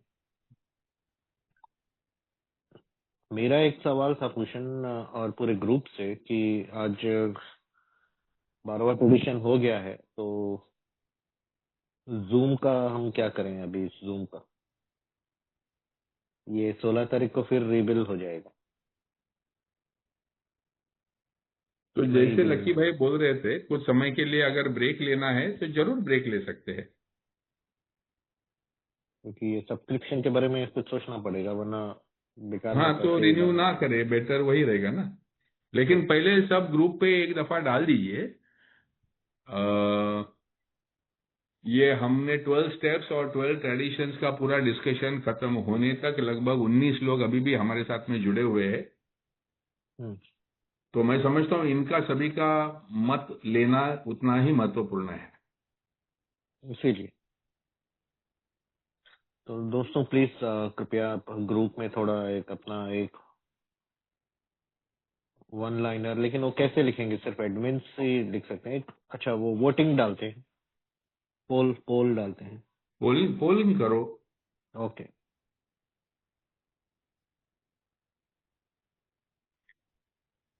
यहाँ पर कोई तो कुछ अपना मत प्रदर्शन करना चाहता है?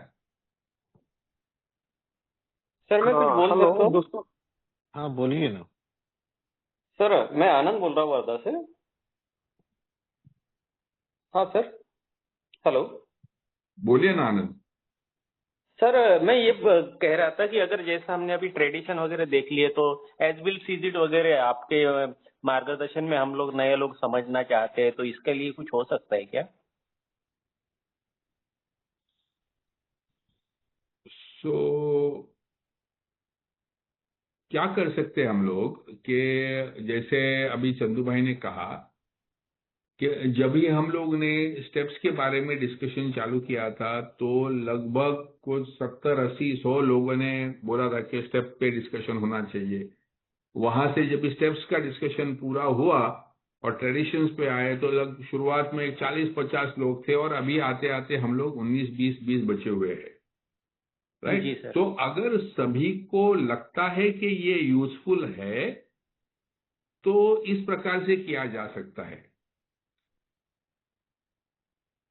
नहीं तो क्या होता है कि एक आध दो व्यक्ति को ऐसे लगता है कि ये होना चाहिए, लेकिन अगर मेजॉरिटी लोगों को इतनी दिलचस्पी नहीं है तो यह शुरू करने के बाद में वो बीच में रुक नहीं सकते हैं, खत्म नहीं कर सकते, आधा अधूरा उसको छोड़ नहीं सकते हैं। लेकिन फिर अगर लोगों का प्रतिसाद नहीं रहेगा तो हम लोग बन जाते हैं वो शुक्रवार के लिए।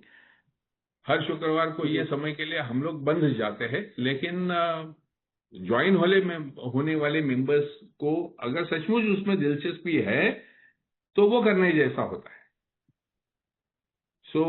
जैसे चंदू भाई बोल रहे हैं कि सबसे पहले तो ये निर्णय लेना चाहिए कि थोड़े समय के लिए अगर ब्रेक लेना है तो ब्रेक ले सकते हैं, ताकि हम लोग भी फ्राइडे को दूसरे किसी मीटिंग में जा नहीं सकते हैं क्योंकि ये फ्राइडे हमने यहाँ पर ब्लॉक कर दिया है।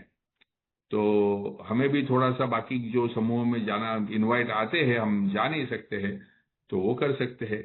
या अगर सब लोग बोलते हैं, जैसे किसी ने अभी यहाँ पर डाला है कि बिग बुक स्टडी करते हैं, तो that is the second opinion कि हम लोग उस प्रकार से कुछ एक दूसरी किताब ले सकते हैं। वो फिर वो बिग बुक है, ए कम्स ऑफ एज है, सर्विस मैनुअल लेना है, या doctor Bob and good old timers लेना है, या पास इट ऑन लेना है, कोई भी किताब जो है वो लेना है।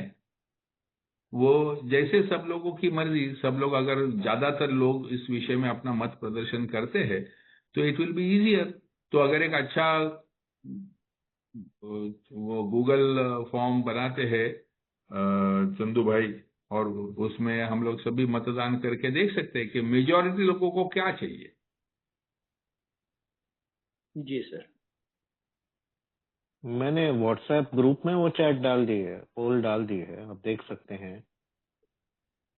जी As we have completed the discussion of on 12 steps and 12 traditions, do you wish to continue with other AL related meetings? Yes, AL literature reading. No, let's take a break. और keep a general meeting, general sharing meeting. Hmm. या आप इस प्रकार से भी कर सकते हो कि अगर वो 1.5 घंटे की मीटिंग है तो 1 घंटे का जनरल शेयरिंग और आधे घंटे का स्पीकर।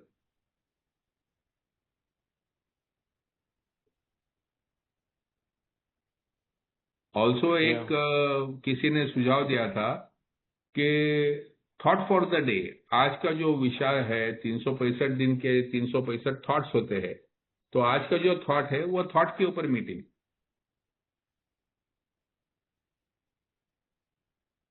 Hmm.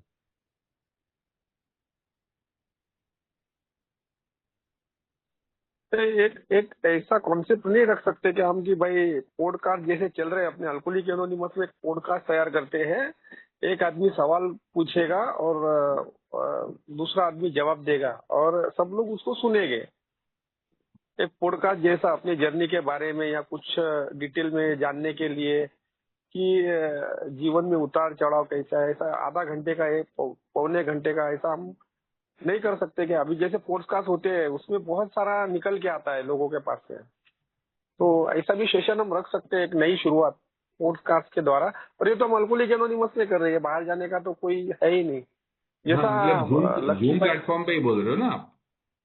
हाँ जूम पे ना, जूम प्लेटफॉर्म पे एक आदमी सवाल पूछेगा और वो दूसरा आदमी जवाब देगा, और वहां पे अगर उसको पिक्चराइजेशन करना है तुमको तो पिक्चराइजेशन भी करो, और नहीं करना है तो आपका मुंह ब्लॉर रख दो उसमें। क्योंकि पॉडकास्ट में क्या होता है कि अभी जो लोगों के पास है ना समय नहीं है सब, अभी ये सब चीजों का, अभी इसमें कैसा आप डायरेक्ट मुद्दे की बात करना है आपको जो भी करना है तो वो मुद्दा उस पे लाओ और वो मुद्दे पे सवाल बनाओ और उसके ऊपर आप जवाब दो, तो उससे क्या क्लियरिटी ज्यादा आएगी फेलोशिप के अंदर। तो वो कहीं से भी हो सकता है, किसी ने जैसा एसबिन सीजीट का देख लिया, सवाल पूछ लिया आपको कि ये किस संदर्भ में लिखा है, या आपके जीवन की बात है, या ऐसा कुछ सवाल तैयार करने वाला व्यक्ति अगर कोई होगा तो ये पॉडकास्ट बहुत अच्छा हो सकता है। जैसा लक्की और अपने भूषण भाई ने और आपका वो लक्की भाई ने, एक मैंने देखा है पॉडकास्ट कहीं पे, आप एक सवाल पूछ रहा है और एक उसका जवाब दे रहा है, तो वो बढ़िया है। अभी पॉडकास्ट बहुत चल रहा है ये अभी, तो अपना अल्कोहलिक एनोनिमस में ये आएगा तो यानी सभी चीजों को न्याय मिल सकता है इसमें कि भाई बिग बुक के संदर्भ में 4 स्टेप के बारे में आपके क्या सुझाव है।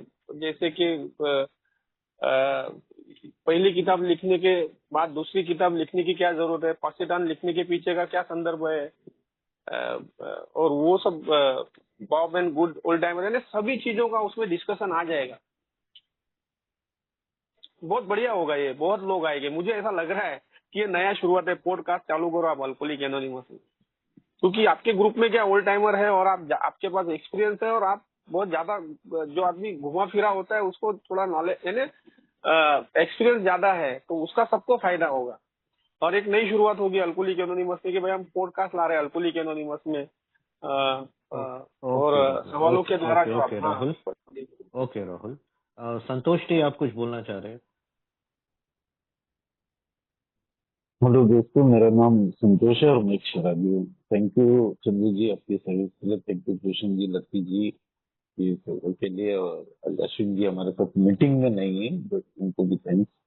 भूषण जी एक सवाल था, जैसे अभी हाइपोथेटिकली मतलब मैं मान लीजिए मैं थाना में रहता हूँ और मुझे करजत से एक फोन आता है कि किसी को हेल्प की जरूरत है उनके फैमिली मेंबर से, तो अब वो वहाँ करजत के मान लीजिए मैं 2 बंदों को जानता हूँ, तो उनका नंबर शेयर करने से पहले क्या मुझे उनसे परमिशन ले लेनी चाहिए? कहीं ऐसा ना हो कि वो भी परिचित हो और वो ना चाहे एनोनिमिटी भंग हो, मतलब ये एक ये तो सवाल था। नॉर्मली हमारा हाँ जी। एक मीटिंग लिस्ट है संतोष जी, अपना एक मीटिंग लिस्ट हाँ है, राइट। हाँ एक MRS अपना जो अल्कोहलिक्स एनोनिमस सेवा समिति है, उनका पूरे महाराष्ट्र का एक मीटिंग लिस्ट है। वो मीटिंग लिस्ट में मीटिंग का नाम, मीटिंग के डेज और वहां के 2 कॉन्टैक्ट नंबर्स, ऐसा जी जी पूरा डिटेल दिया हुआ है। तो जहां पर ऐसे छपे हुए नंबर है, इसका मतलब वो सदस्य तैयार है अपना नंबर देने के लिए, या अननोन मेंबर्स के साथ बात करने के लिए वो तैयार है। ओके, जी तो जी जी ये नंबर्स आप इजीली शेयर कर सकते हो, क्योंकि उन्होंने अपने जानबूझकर नाम नंबर दिए हैं, नाम नंबर दिए हैं इस सेवा के लिए। लेकिन जी जी अगर मैं वो सदस्य को अच्छी तरह से जानता हूं और वो सेवा में लगा हुआ है, ये मैं जानता हूं, तो फिर भी मैं उस व्यक्ति का नंबर शेयर कर सकता हूं। लेकिन मैं अगर मेंबर को जानता नहीं हूं और वो सेवा में है या नहीं, सोबर है या नहीं, इसके बारे में मेरे को ज्यादा जानकारी नहीं है, तो ऐसे में मैंने डायरेक्टली नंबर देने के पहले बेटर है कि मैं जांच लूं वो मेंबर को, उससे साथ बात करूं और उसको पूछूं कि भाई आपका नंबर दिया तो चलेगा क्या, कि करजत का एक कॉल है, आपका नंबर दिया तो चलेगा क्या। वो नॉर्मल एटिकेट ये डिमांड करती है कि पहले मैं उसके साथ पूछूं और फिर उसको पास ऑन करूं। जी। Thank you sir. और और कोई सवाल है या मीटिंग का समय हो चुका है ऑलमोस्ट?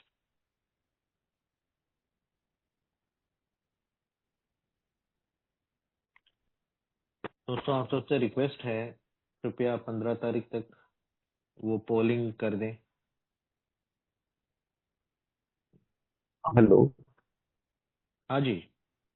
सॉरी कॉल आ गया था।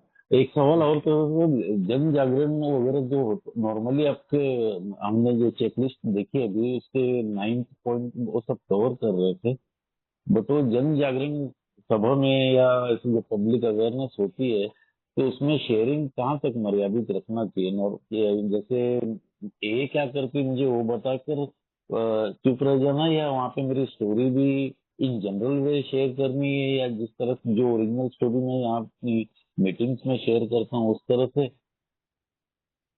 तो वहाँ पे कितना कुछ ऐसा लिमिटेशन, मतलब अपने आप पे क्या बोलते हैं कैप लगाना उचित है या कैसा है, मतलब थोड़ा एक क्वेरी थी। बराबर। सो नॉर्मली जो लोग जन जागरण सभा अरेंज करते हैं, पब्लिक अवेयरनेस मीटिंग्स अरेंज करते हैं, उनको इस विषय की थोड़ी बहुत जानकारी रहती है। हम लोग जब भी समाज के सामने बात करते हैं तो हम लोग एक आध शेयरिंग डिसीज के ऊपर रखते हैं, एक आध शेयरिंग रिकवरी के ऊपर रखते हैं, एक आध sharing what it does and what it doesn't do, इसके ऊपर रखते हैं। और फिर सवाल जवाब रखते हैं। और जब भी हम लोग शेयर करते हैं तो we share in a general way. हम लोग कोई भयानक कहानी नहीं बताते हैं, हम लोग we share in a general way कि शराब पीने के पहले हम कैसे थे, शराब पीने के दौरान क्या हुआ, और ये का कार्यक्रम लेने के बाद में आज हम कैसे हैं, ये हम लोग जनरल वे में शेयर करते हैं। तो इसके ऊपर अधिक जानकारी चाहिए तो अलग अलग रिसोर्सेस है जो सर्विस मटेरियल में आते हैं। So uh in your community, working with your communities के ऊपर जो है वहां पर स्पेसिफिक गाइडलाइंस दिए हुए हैं। जैसे आपने कपड़े कैसे पहनने चाहिए, आपने स्मार्टली ड्रेस होके जाना चाहिए, स्लीपर पहन के, गंदे कपड़े पहन के, फटे कपड़े पहन के, बीड़ी पीते हुए, पान थूकते हुए ऐसे आपने नहीं जाना चाहिए, क्योंकि आपको आपका चेहरा, ये ए का चेहरा करके आपको जाना जाता है। तो आपने प्रेजेंटेबल होना चाहिए, आपकी भाषा साफ सुथरी होनी चाहिए, आपको बेसिक कम्युनिकेशन स्किल्स होनी चाहिए, बोलते समय गाली गलौच नहीं करनी चाहिए। भले कहानी में आपके भले भयानक ऐसे अनुभव रहेंगे भी, फिर भी आपने उसका उच्चार उस प्रकार से नहीं, यानी जो जनरल डिसेंसी होती है कम्युनिटी पब्लिक स्पीकिंग की, उसकी गाइडलाइंस हमें फॉलो करनी चाहिए। जी जी जी। Okay, दो Vaibhav. छोटे से और एक दो वन लाइनर, दो छोटे से प्लीज। एक सेकेंडली, मैं विद माय एम्प्लॉयर, मतलब जो इमीडिएट बॉस है उनसे शेयर कर सकता होता कि मैं ऐसी मीटिंग में जाता हूँ। तो मान लीजिए मेरी मीटिंग थर्सडे को होती है तो या ट्यूसडे होती है तो मुझे जरा जल्दी जाना है। एक ये था। और सेकेंडली, स्पॉन्सर की anonymity with in the group या विद इन ए भी मेंटेन करनी चाहिए या नहीं विद मेंबर्स। जैसे मान लीजिए आप ही मेरे स्पॉन्सर हैं, तो क्या मैं ये मीटिंग में शेयर कर सकता हूँ कि मैं मेरे स्पॉन्सर कृष्ण जी की वजह से मैं आज सुबह हूँ? एक एग्जांपल जस्ट दे रहा हूँ। बराबर बराबर। सो यूजुअली हम लोग व्यक्तियों को क्या उसको हरभरे के पेड़ पे चढ़ाते नहीं है।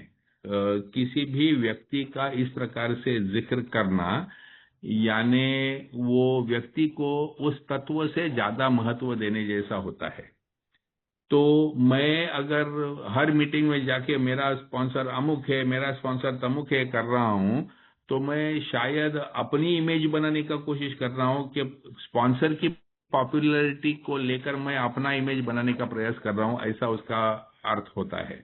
तो इसीलिए स्पॉन्सर का नाम लेना जरूरत नहीं है, स्पॉन्सरशिप में आपने क्या किया ये बताना ज्यादा इंपॉर्टेंट होता है।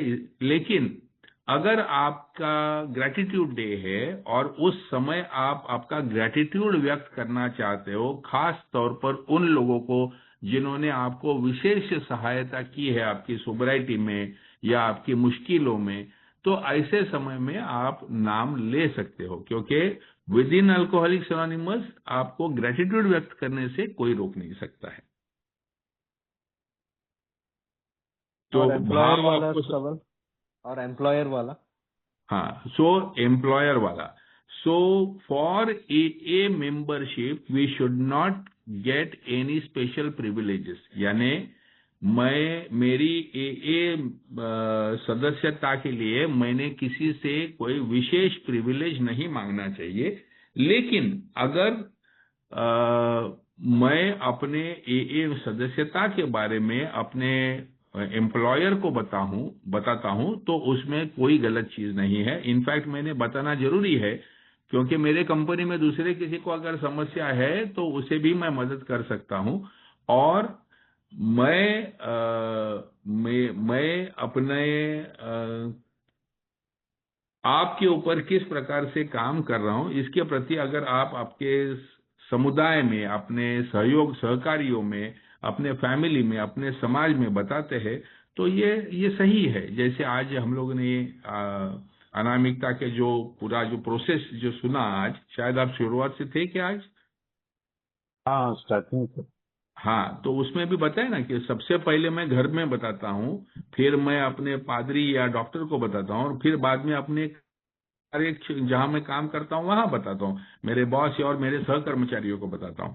तो बिल्कुल आप आपके जो भी आपके अगल बगल में लोग हैं उनको आपकी ए सदस्यता के बारे में जानकारी होना, ये अनामिकता का भंग नहीं होता। Thank you. वैभव, वैभव आप कोई सवाल पूछना चाहते हैं क्योंकि मीटिंग का समय हो चुका है, तो क्विकली प्लीज। जी जी। हाय पुशान, लकी और चंदू, आपकी सेवा के लिए बहुत बहुत धन्यवाद। मेरा एक सवाल था, कई बार मीटिंग में नए मेंबर आते हैं लेकिन कई कारणों से वो आगे कंटिन्यू नहीं कर सकते, तो जो मिड टाइमर या ओल्ड टाइमर है उनकी ये थोड़ी जिम्मेदारी रहती है कि क्यों न्यू कमर हमारे यहाँ ज्यादा टिकते नहीं है या हमसे कोई गलती हुई है उन्हें समझाने में। तो ऐसे बोला गया है कि जैसे 4th स्टेप में हम इन्वेंट्री लेते हैं अपनी आपकी, वैसे ग्रुप इन्वेंट्री भी रहती है, ऐसे मैंने सुना है। तो ऐसा ग्रुप इन्वेंट्री अगर ली समझो तो थोड़े एक दूसरे पे आरोप प्रत्यारोप होने लगते हैं। तो ऐसी ग्रुप इन्वेंट्री अगर लेना है तो किस प्रकार से ले सकते हैं, इस पे थोड़ा कुछ मार्गदर्शन करेंगे तो अच्छा होगा। तो बिल्कुल, जैसे मेरी वैयक्तिक इन्वेंट्री होती है वैसे ही ग्रुप इन्वेंट्री होती है, वैसे ही हर सर्विस बॉडी की भी इन्वेंट्री होती है। ओके, सो मैं जिस कारण के वजह से हम लोग बने हुए हैं वो कारण हमारे से पूरा हो रहा है कि नहीं। जैसे ये समूह का प्राथमिक उद्देश्य है संदेश वहन करना, तो ये संदेश वहन का कार्य हमारे यहाँ से व्यवस्थित हो रहा है कि नहीं, ये प्राथमिक उद्देश्य होता है। और यूनिटी हमारी बरकरार है कि नहीं, हमारी यहाँ पर यूनिटी को धोखा करने वाली कोई चीज है, कुछ व्यक्ति, कुछ ऐसे बर्ताव हो रहे हैं क्या। तो एक ग्रुप, ये जो पैम्पलेट है उसके अंत में शायद पेज 50-52 के आसपास में ग्रुप इन्वेंटरी के ऊपर पूरा एक चैप्टर है और कुछ सवाल उसमें ग्रुप इन्वेंटरी के ऊपर दिए हुए हैं।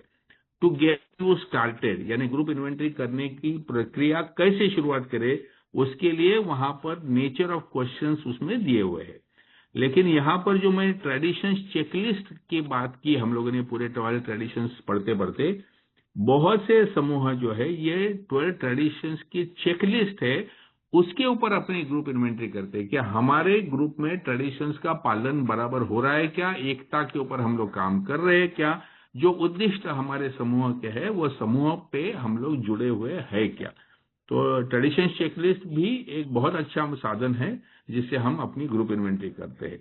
तो ग्रुप इन्वेंटरी कैसे करते हैं, तो यूजुअली जो होम ग्रुप के सदस्य है, जो लोगों ने आपके समूह को होम ग्रुप लिया है, ऐसे सदस्य सब मिलकर अभी हम लोग रिवाइवल ग्रुप में जो करते हैं, हम लोग कहीं बाहर गांव चले जाते हैं, छुट्टी लेकर पिकनिक पे चले जाते हैं और पूरे रात भर बैठकर वो ग्रुप इन्वेंटरी के जो सवाल है उसके ऊपर हम लोग चर्चा करते हैं। सो सब राउंड करके बैठते हैं और एक एक सवाल पढ़कर उसके ऊपर किसको क्या मत व्यक्त करना है वो मत व्यक्त करके फिर वो पूरी रात भर प्रक्रिया चलती है। वहां पर अगर कुछ गलत हो भी रहा है तो जिक्र होता है, उसका एक्सप्लेनेशन होता है, उसका पैसिफिकेशन होता है। अनबन हुई होगी तो दोनों सामने सामने बैठ के अपने मनमुटाव को मिटा देते हैं और एक फ्रेश माइंडसेट से दोबारा हम लोग अपने ग्रुप को बनाना शुरू करते हैं। ये उसका हेतु होता है। Thank you Bhushan. दोस्तों मीटिंग का समय हो चुका है, तो मैं आप सबसे रिक्वेस्ट करूंगा कृपया अपना माइक अनम्यूट करें और हम सेनेटरी प्रेयर लेते हैं वी वर्जन में, इंग्लिश में। God grant us the serenity grant us the serenity to accept the things we cannot change, to accept the things we cannot courage to change the things we can, courage to change the things we can, and the wisdom to know the difference. and wisdom to know the difference. Thank you all coming back. Thy will be done. Thank you.